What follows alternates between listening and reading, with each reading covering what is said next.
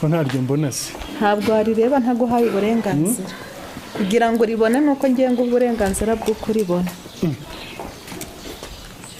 Ihembe ryanjye garagaza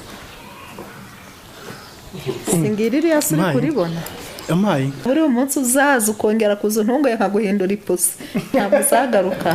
Kayiri no kuntera ubwoba cyane. Hari igihe uzaza mbwira inzoka yanjye zigusuhuza n'izikagusuhuza ntabwo uzongera ko cyane rwose. Iryo nkwereke turi hariya mu nzu uri kuribona aho rigeze. Ihembe ryanjye komeza wigendere, niba atabonye nta kindi azabona. Ubu se nagerayo nawe araribona? Nageraho ntari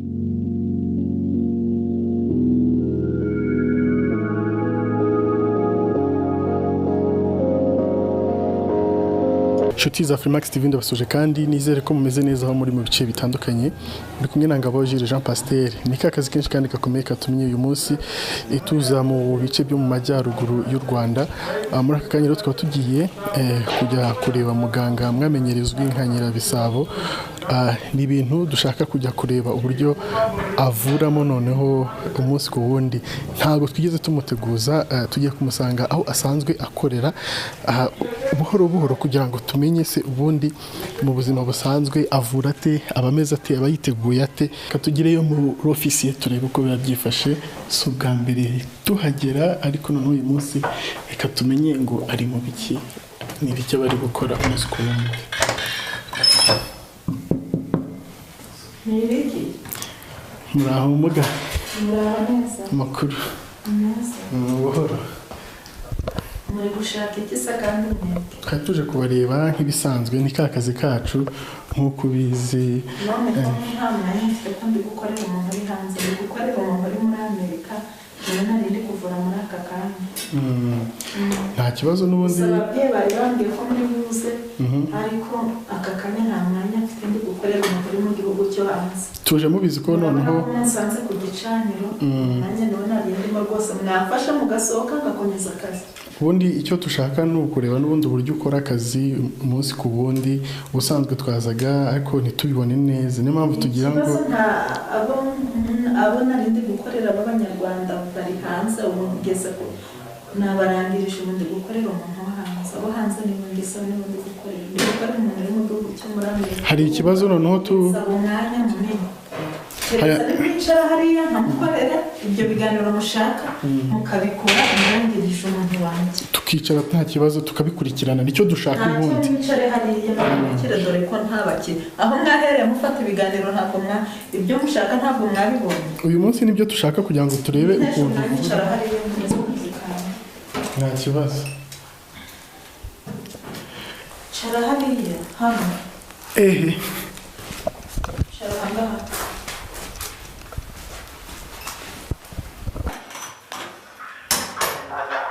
Yego, ibyo nari maze kukubwira mu kanya maze kubibona.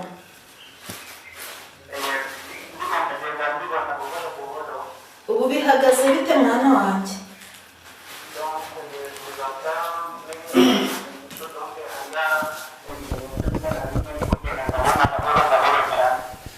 None soko ndi kwa mfite amatsiko igaranga hino. None ibyo bashaka ubu ndi ku gicaniro. Nabonye ubuki bw'ababyeyi n'inzoga y'ababyeyi wabitanze. Ubu ndi ku gicaniro ngiye kugufasha mwana wanjye.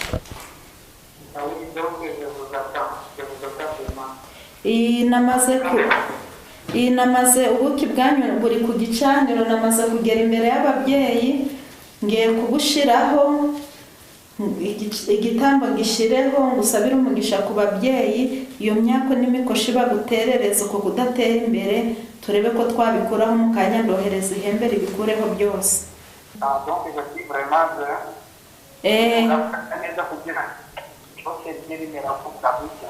Yego ngiye kuguha insinzi mu kanya ndohereza ihembe, kubera uhiguye umuhigo w'ababyeyi, ribikureho byose. Humura mwana wanjye, igihe cyose ugize ikibazo ujye umbwira, niteguye kugufasha.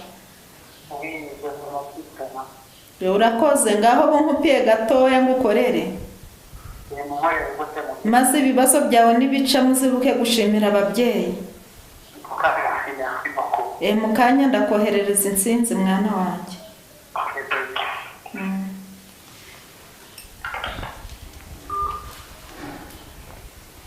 nakuvugisha oya reka kumvugisha ndi kuvura rwose. Ikiganiro kiraza nyuma maze gufasha uyu mwana.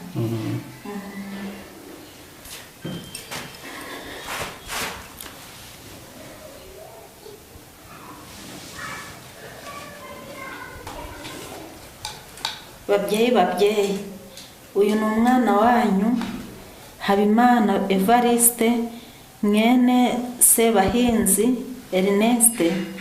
Dore ubuki bwanyu babyeyi, dore inzoga yanyu arayibahaye babyeyi ku kibazo cye, arabituye babyeyi kugira ngo namwe mu muhinzinzi uko mwadufashije mu cyumweru gitaha na n'ubu ibintu biri kugenda bigenda neza. Kana agashimwe abohereje babyeyi, tugiye kumukorera kugira ngo natwe mutwereke ko igitambo cye mucyakiye babyeyi, kugira ngo mutwereke ko mugiye kudukorera byose n'ishimwe ryakiye kandi k'insinzi agiye kuyibona babyeyi. Ngiye gukoresha ikibiriti mwampaye babyeyi n'amazi nk'uko mwabimpaye kugira ngo imbaraga zigaragarire aha ngaha babyeyi. Munzanira amazi. Ngiye gukoresha amazi arera, amazi ni umugisha. Niturangiza babyeyi, niba mwemeye igitambo babyeyi, umuriro uraka. Niba igitambo mutacyemeye babyeyi, umuriro ntabwo uri bwake. Ibyo ndabibasabye babyeyi. Imbere yanyu uyu mwana nakuzukuru kanyu ntacyo atakoze. Ituro yararibahaye, ishimwe yararibahaye. Tugeze ku munota wa nyuma babyeyi, ndi ku gicaniro cyanyu. Niba mutwemereye babyeyi, ahangaha amazi ni umugisha, amazi arera, amazi ni ubuzima. Niyo ngiye gukoresha kugira ngo munyereke ko insinzi ye muyemeye. Noneho babyeyi, ikindi ngiye gukoresha mu muriro, nimunyemerera babyeyi, umuriro uraka. Nimutemera igitambo babyeyi, umuriro ntabwo uri bwake.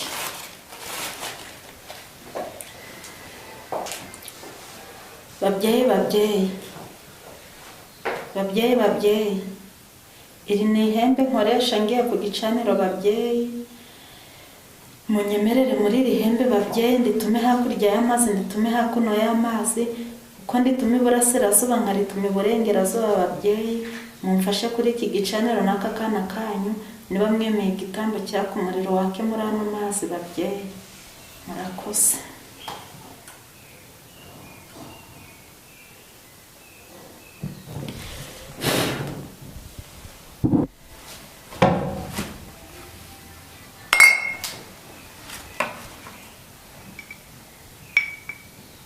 Ntugire ubwoba, sinjye wakuzanye. Ubwo rero umuriro uratse, igitambo cy'uyu mwana kiremewe, igicaniro kiremewe babyeyi. Murakoze babyeyi kwakira akakuzukuru kanyu babyeyi. Shazampamagara mbwire ko yakize, ngiye kumwohereza ihembe rijye kumuhesha umugisha babyeyi. Rino hembe numvishe uvuga ugiye kohereza ni ryo kumara iki? Ririya hembe ngiye kohereza nirigiye kurangiza ibibazo byose by'uriya muntu no kumuha imbaraga. Ngibyo byagiye, sinzi aho warebaga. Hembe byatambutse. Ubwo se riragiye koko cyangwa? Hembe riragiye, ahubwo niba utaribonye dusohoke no hanze ngende nkwereke. Tugende njye kureba ko turibona noneho. Niba koko ryagiye. Tambuka ugenda uraribona. Hembe ryagiye. Aho ugeze ngakore. Aho riri hose umuntu araribona? Uraribona ariko nta burenganzira ufite bwo kuribona atari ngewe kuguhana. Ubwo se ubundi rigira ukabingana gute? Ku buryo rigera aho hanze? Ntaryo ihembe ryanjye hagararira. Ko ntaryo mbona se? Ntabwo warireba ntaguhaye uburenganzira. Kugira ngo uribone nuko ngiye ngo uburenganzira bwo kuribona. Ihembe ryanjye garagaza. Singiriri yasuri kuribona. Yampaye. Waribonye? Yampaye. Waribonye ngiryo. ubu se nagerayo nawe araribona nageraho ntaribona kuko njye nakazi kanjye ndi kumukorera rigiye kumurangiriza byose singo aribonye yahahamuka noneho ndumiwe wemeye ariko iryo nkwereke turi hariya mu nzu uri kuribona aho rigeze hembe ryanjye komeza wigendere niba atabonye nta kindi azabona wamakanya gato noneho basi tukanaganira kuri ibi bintu mbonye bidasanzwe ndabikwemerera ariko ntabwo ngusubiza mu gicaniro cyanjye ntabwo aba ari ngombwa kwajyana umuntu nkawe kuko nturi umurwayi ntuje no kwifuza tugende muri salo wicare unganirize izo nkuru za nyuma nta kibazo ariko gukora mpuzamahanga utahuye ntabwo mbishaka.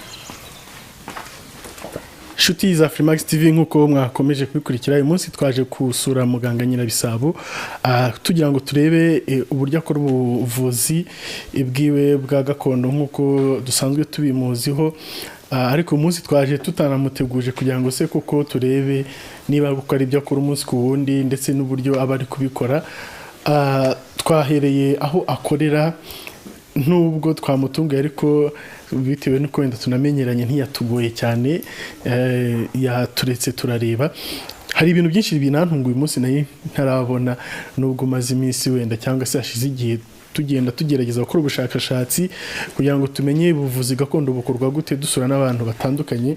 Nyirabisabo rero niwe turi kumwe uyu munsi ngira ngo mwajye mubona bitandukanye yagiye akora hari n'ibyo akoze uyu munsi bidutangaje ngira ngo tugaruke tunabiganiraho mu buryo noneho bunonosoye.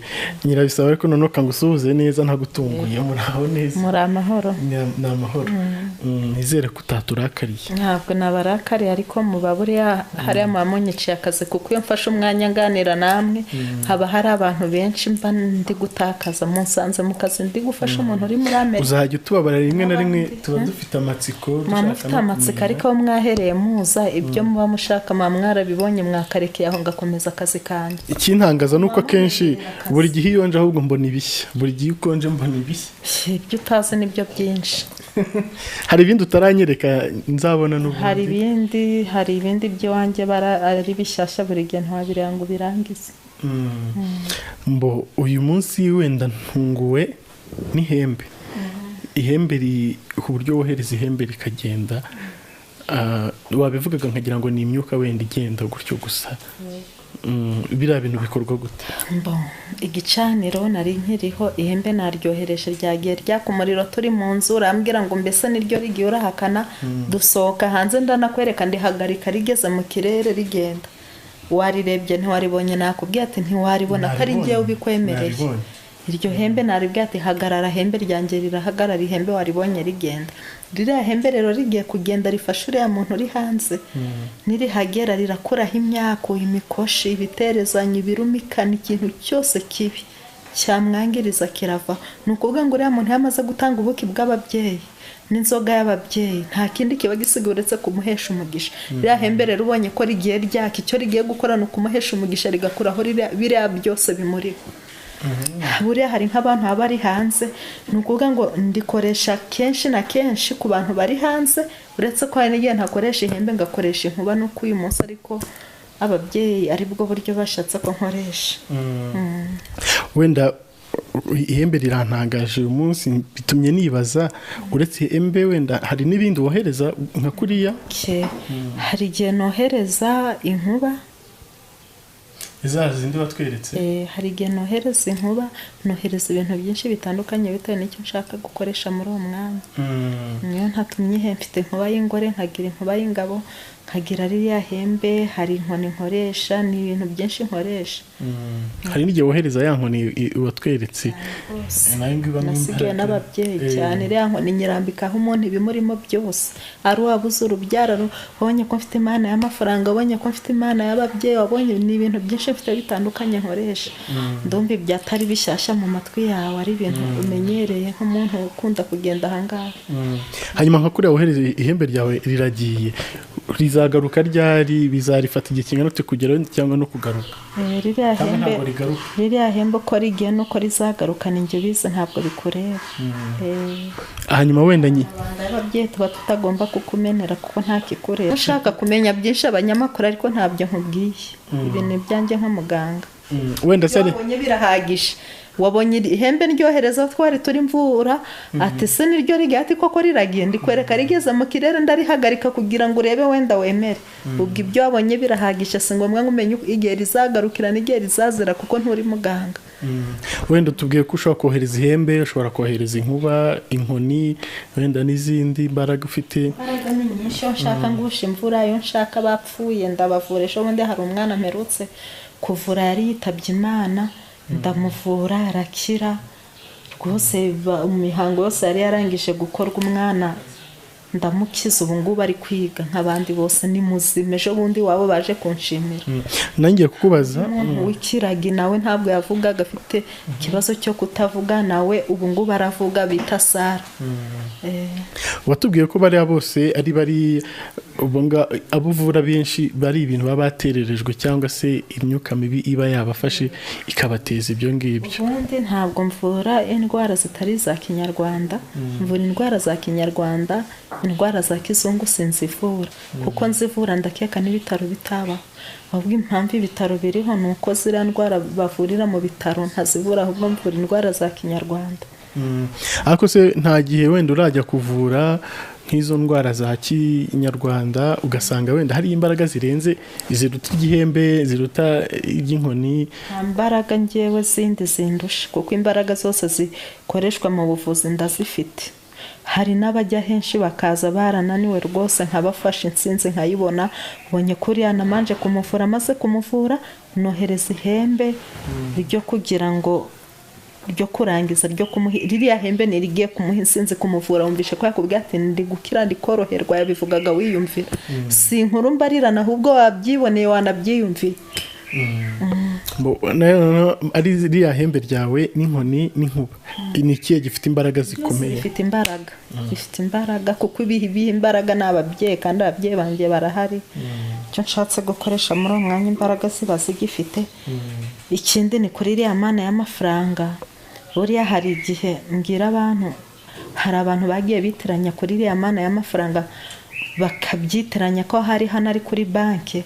Hari abantu bampamagara bambwira ngo none ngo waduhaye amafaranga ngo duhe kashi. Hano ntabwo ari kuri banki, ahubwo ni uko umuntu abasobanurira abantu bakumva ubusobanuro budahuye, bakiyumvira ibyabo cyangwa bakabitekereza bijyanye n'uko bababaye. Ariko ntabwo hano ari kuri banki. Ibyo barabumvishe naba. Ahubwo iriya mana y'amafaranga nifasha umuntu udakora ntibigenda, umuntu ufite inyatsi, umuntu udatera imbere, umuntu bazi inzara igihe bakuzinga bakakwabura.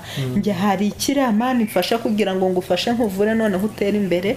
Niba wari kuzabona amafaranga, wari kuzatera imbere mu myaka 5, wenda utera imbere mu mezi 6, 5 bitewe nuko nkuvuye, mbese nawe ubona umugisha ngo uheshe umugisha nk'abandi utera imbere. Ariko hano ntabwo ari kuri banki.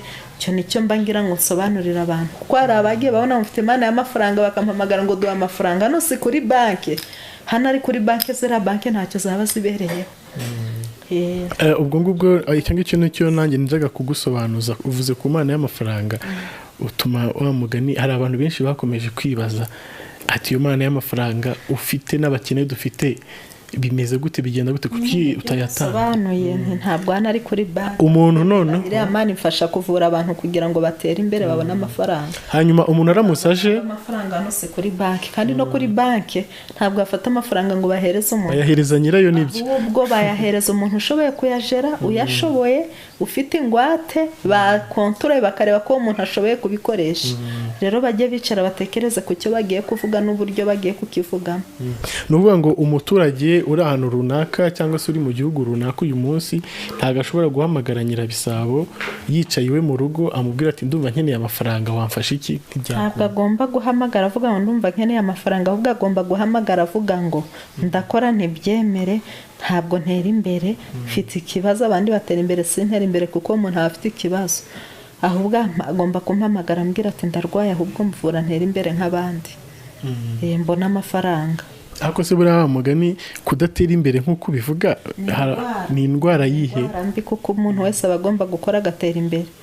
Igihe udateye imbere rero uburwayi baba barakwaboye abarozi, baba baragushyizemo inyatsi, baba baragushyizemo ibintu bita kwabura. Hari abantu babura imirima ugahinga ntiweze, icyo ukozeho ntiwemere ukamara imyaka 5 ucuruza ntutera imbere nk'abandi ukabona abandi baragura amamodoka ukabona abandi bari kwiteza imbere weho ntacyo ugeraho ufite amaboko 2 ufite amaguru 2 ariko nturi gutera imbere naho ibyawe bamaze kubifatira babishyira ahantu bivuze ngo uba ugomba kumenya ko ufite ikibazo ukagana nyirabisaba akagusuzumira urugo ko ari igihe bafata ibintu bakabitaba mu rugo ugasanga ibintu byagiye bikongera umuryango wose n'umwuzukuruza icyo gihe uransanga ngasuzuma umuryango namara kuwusuzuma nkawuvura nyuma yaho yo kuwuvura nkazawutsirika kugira ngo batazagira ibindi bintu bashyiramo icyo gihe namwe mugatera imbere nk'abandi nta muntu waremewe gutera imbere undi ngatera inyuma ikintu cyica abantu ni uko batamenya aho babariza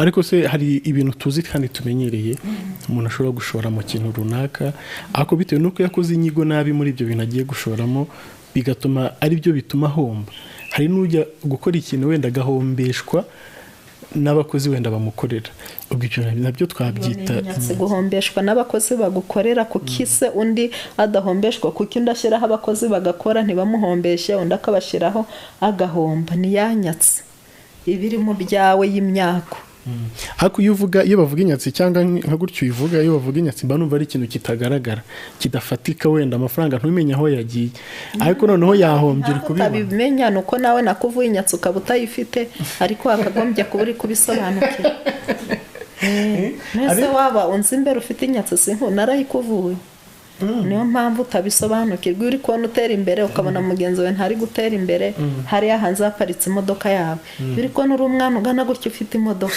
ukabona hari undi mungana nta modoka afite wumva ko hari icyo washyizeho wayimvuye ryari kuyigura wabimenya se wabimenya ko wifashe nk'umwana buri munsi uzaza ukongera kuza ntungoye nkaguhindura ipusi ntabwo uzagaruka bayiri no kuntera ubwoba cyane usigaye ukora urazuka ngo muje gushaka inkuru muje 1 2 3 inkuru ntimwaziguje koko ibyo mwashatse kumenya kuri nyirabisaba ntimwabibona hari igihe uzaza mbwira inzoka yanjye zigusuhuza n'izikagusuhuza ntabwo uzongera ko cyane rwose inzoka cyakora ndayitinya cyane noneho ubu ngubu wari kuvuga ku mana y'amafaranga abantu bakunze kwibazaho ibintu byinshi iriya mana y'abagore yo noneho sibyo uhambwiye ko ifasha abagore mu buryo butandukanye ariko hari indwara z'abagore baba baragiye kwa muganga bakabwira ko ibintu ibi n'ibi ngibi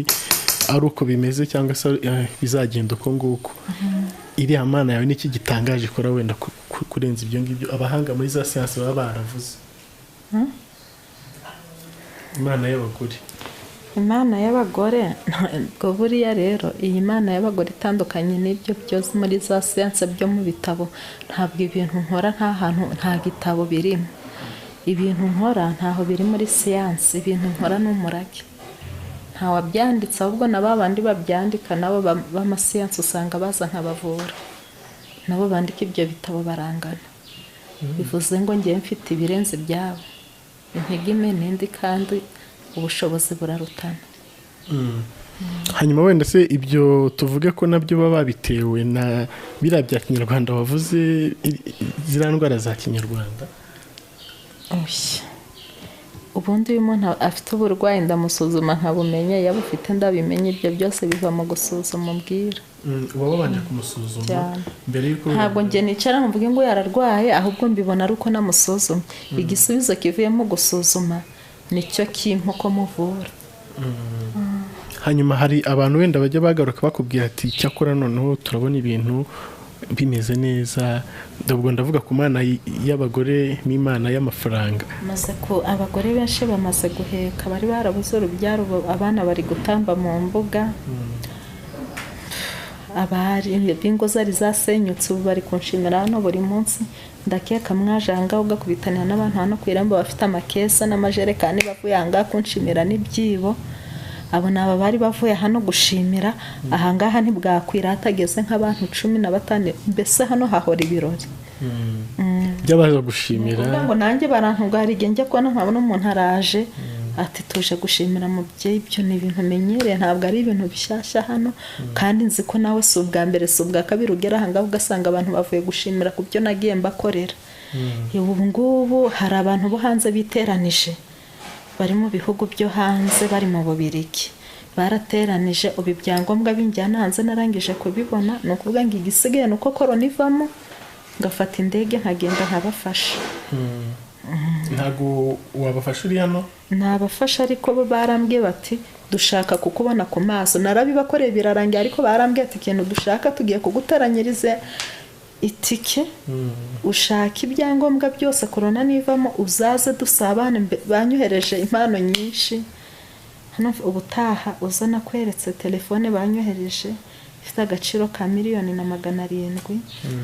Hari n'imyenda n'ibindi bintu byo hanze by'ibikoresho byo mu nzu bagiye banyohereza ngo ni amashimwe. Ibyo byose ngenda njya kubifata i Kigali. Ni byinshi nkubwiye amashimwe y'abantu byo ngenda mfasha byaba birebire. Hanyuma noneho nk'ubu Nyirabisabo, iyo utangiye ukareba izo mbaraga ukoresha warazwe n'ababyeyi bawe, ukareba wenda n'ibyo ugenda ukora ibyo bitangaza nabo ngabo ugenda uvura bagakira, wiyumva ute? Mana, ntabwo mbyumva nk'ibitangaza, ntabwo mbibona nk'ibintu bidasanzwe, kuko numva ko ari cyo naremewe, numva ko ari cyo nabereyeho kugira ngo igihe runaka nzatabare ikiremwa muntu, nzatabare abanyarwanda by'umwihariko abadiaspora bari mu bihugu byo hanze, abanyarwanda bari mu gihugu n'abandi batari abanyarwanda ariko bakeneye ubwo bufasha. Numva ko ari cyo mbereyeho. Ku bintu bijyanye n'Imana y'amafaranga, hari abantu bajya babaza, sinzi niba ujya ukurikira commentaire, abantu benshi rero bakunda kuvuga ati ku bundi wo utanga amafaranga afite angana iki, yayihaye bangahe, yakijije bangahe, wihereyeho? Ntabwo najya guhereza amahirwe yo kugira ngo abantu batunga amafaranga babeho neza, njye ntariho neza, ndakeka ntariho nabi. Ntabwo mfite ibintu bibeshaho umuntu neza, nuko buri ahantu heza, nuko ufite imodoka nziza, nuko ufite ubuzima bwiza. Ntabwo rero najya kubiha umuntu njye ntabyihaye, bivuze ngo naramanje ndabyiha kugira ngo mbone ubushobozi bwo kubiha abandi. Rero ni ukuvuga ngo ba bantu, niba nawe ugiye kwaka umuntu amafaranga, ntabwo uzajya uzangana ndi umuganga ntarabyihaye, uje ahantu uri gusesera, uri kujya ahantu umuntu ubwo bushobozi ntabwihaye, burya ngo we hazabuguha icyo gihe ubuyobye.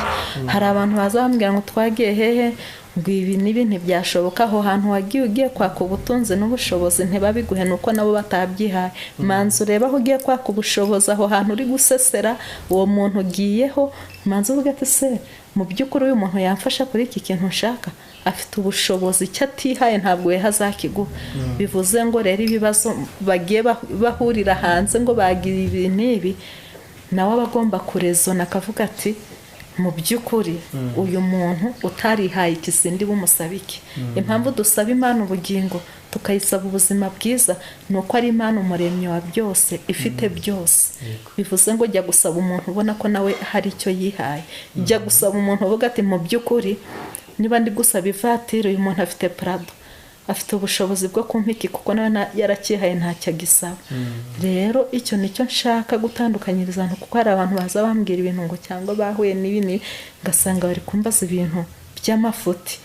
Jya ku muntu cyangwa uzumbwira ngo nshaka amafaranga, ariko nareba ati sore umubyeyi amafaranga arafite cyangwa ubwo bushobozi bwo kuba yampa impano yo gutunga ngatunganirwa nawe aratunganiwe.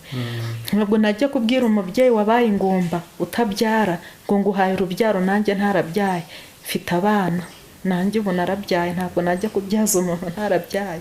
Ntabwo najya kubwira umuntu ngo ukijije inyatsi nanjye nyifite, nta nyatsi ngira icyo nkozeho cyose kimbera umugisha. Ntabwo najya kubwira umuntu ngo ukijije ibitegano ngo ngute iwanjye nta barozi ba nijoro barara babyina. Ntabwo ibyo ngibyo, ni ukuvuga ngo iwanjye namwe mujya guhaguruka i Kigali mufite umugambi wo kuza aha ngaha, mbizi ko muri buhagere. Bitari ibyo ndamutse ntabizi, ntabwo mwandengera ku muryango ngo nemere ko ahubwo ayo makuru mba nyafite. Ntabwo nabwira umuntu ngo ndagukiza ngo ndakugarura ibyo bakwibye, nanjye ndi gutaka ngo baje abantu borera inzu baranye. Nta musambo wanyiba njyewe n'uwabyiba yabigarura. Ntabwo navuga ngo umuntu ngo yakundanye n'undi ngo baramwanga, afite umukobwa wanjye waheze aho ngaho. Nta mukobwa wanjye wabikirumbo ngo abyarira aho ngaho cyangwa ngahera aho ngaho cyangwa nkabura umugabo cyangwa umuhungu wanjye yifuze umuntu ngo amubure umwana wanjye agomba gushaka uwo ashaka. Bivuze ngo buri wese ikintu cyose yankeneraho njye namanje kukiha. Bivuze nuko ni bya bindi bavuga ngo ujya gutera uburezi arabwibanza.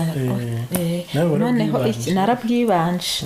Ikindi nshaka kuvuga hari ikijyanye na telefone. Buriya mfite amatelefone nabwira abana bakayigeza hino. Mfite amatelefone nyashirangaho abantu bayabone, kuko hari igihe umuntu ambwira ngo narahamagaye nitabwa n'undi muntu numva si wowe, ngira ikibazo. Mu by'ukuri ukurikije akazi mba mfite ngize umwanya wo kwitaba amatelefone, bwakwira ndi kwitaba telefone nta muntu nakwakira, kuko abampamagara ni ibihumbi byinshi.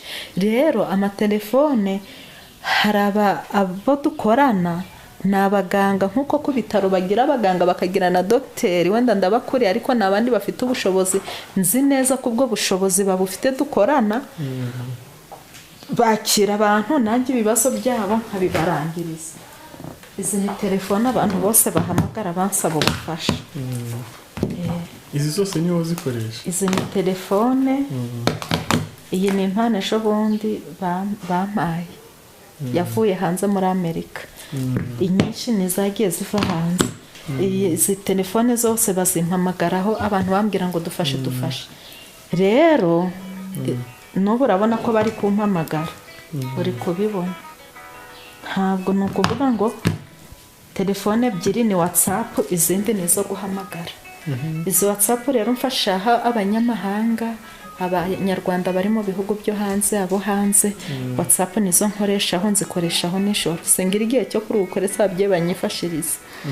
Izi telefone zisanzwe bagenzi banjye bavuze barazitaba, igihe cyo kumufasha we iyo bamwitabye bamwandika mu gitabo, igihe cyo kumuvura akanzanira ikayi yamwanditsemo akansobanurira ati uyu muntu arwaye gutyo, noneho nanjye mbere yo kumuvura ndamanza nkamuhamagara akongera akabimbwira, ariko yagize igihe cyo kwakirwa. Bivuze ngo niba umuntu bamwakiriye nashyire umutima hamwe, yumve ko yageze kwa Nyirabisabo, bamufashe.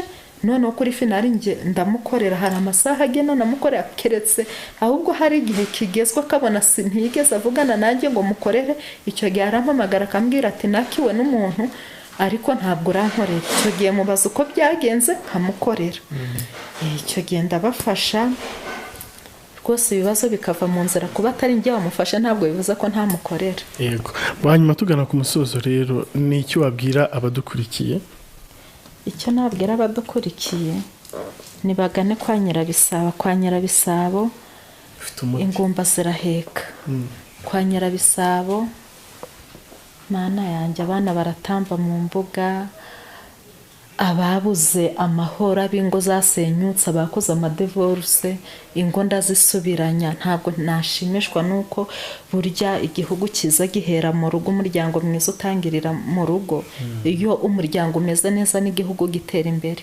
Niyo yaba yagiye kwaka ubutane, niyo waba ufite mukeba, ufite bamuke batandatu, umugabo yakwanze ngana ngo uhuze n'umugabo, wa mugabo niba umugore yakwanze yigize ishyano, mpereza amazina ye ngufashe umudamu agenda abe mu rugo, yubahe yubake, amenye ko uri umugabo, ibintu bijyamo buri. Wa mukobwa we, wa musore we, niba umuhunga guhemukiye cyangwa umukobwa akaguhemukira waramukunze wamutayeho igihe, sanga ngo uhuze nawe ajye ku murongo igihe wataye kiteye gupfa ubusa. Wa muntu we wibwe, ngwino wakwibyaza byikoreye ku mutwe mu gitondo. Abo hanze bigira ikibazo ngo none ko ndi kure ngo ndagufasha ute, mu kanya ihembe ryohereje ureba rijya gutabara umuntu uri hanze. Mfite inkuba mboherezaho abari muri Belgique, abari muri Australia, abari ibihugu ni byinshi sinabirangiza. Imigabane yose ndahagera, keretse atari ku isi niho nagera. Nibangane mbafashe ibibazo byabo mbikemure. Nifite ntago mbirangije, nzagaruka.